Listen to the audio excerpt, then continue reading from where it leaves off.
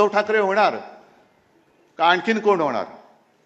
मी आज सगळ्यांसमोर स्वच्छ सांगतो की पृथ्वीराजजी तुम्ही आलात, पवारसाहेब तुम्ही आलात, तुम्ही आत्ता तुमच्यापैकी कोणाच्याही मुख्यमंत्री पदाचं जाहीर करा, उद्धव ठाकरेचा त्याला पाठिंबा असेल.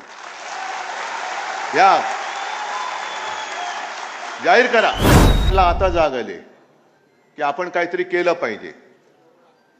म्हणजे आता ते डुबक्या मारून बघतात की पवित्र होता येईल का.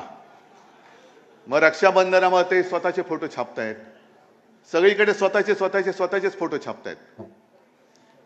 तुम्हाला जे काय आज मी बोलवलेलं आहे, आम्ही सगळ्यांनी बोलवलेलं आहे, पुढच्या ज्या काही गोष्टी करायच्या त्या तुम्हाला करायच्या आहेत. आम्ही तर आहोतच. पहिल्या प्रथम आपण सर्वांनी एक शपथ घेतली पाहिजे की कोणत्याही परिस्थितीत मी किंवा महाराष्ट्राचं हित, माझ्यापेक्षा महाराष्ट्राचं हित आम्ही जपू. मला उमेदवारी मिळाली नाही मिळाली तरी चालेल, पण ह्यांना खाली खेचू. आणि साहजिकच आहे, आपल्यात काड्या घालणारी लोक आहेत, युतीमध्ये बसलेत. त्यांच्या मुख्यमंत्री पदाचा चेहरा कोण? उद्धव ठाकरे होणार का आणखीन कोण होणार? मी आज सगळ्यांसमोर स्वच्छ सांगतो की पृथ्वीराजजी तुम्ही आलात, पवारसाहेब तुम्ही आलात, तुम्ही आत्ता तुमच्यापैकी कोणाच्याही मुख्यमंत्री पदाचं जाहीर करा, उद्धव ठाकरेचा त्याला पाठिंबा असेल. या जाहीर करा. कारण मुळामध्ये मी माझ्यासाठी लढतो ही भावना माझ्यात नाहीये.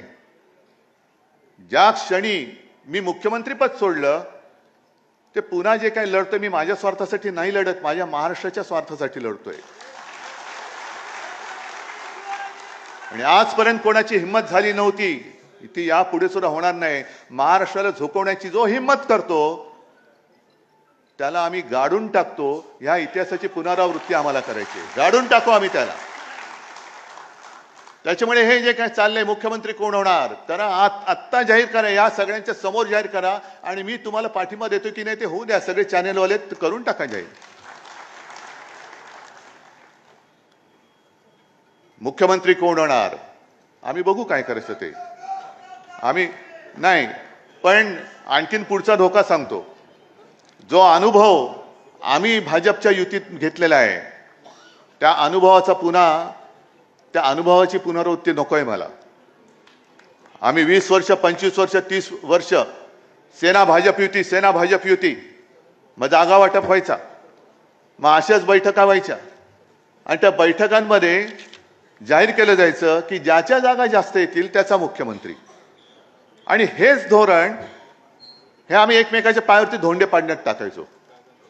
कारण तुझ्या जास्त जागा आल्या तर तुझा मुख्यमंत्री होईल, मग तुझी जागा मी पाडणार, माझी जागा तू पाडणार, तो आपली जागा तो पाडणार.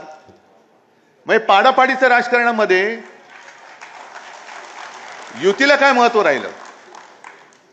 ज्याच्या जागा जास्त होतील नाही,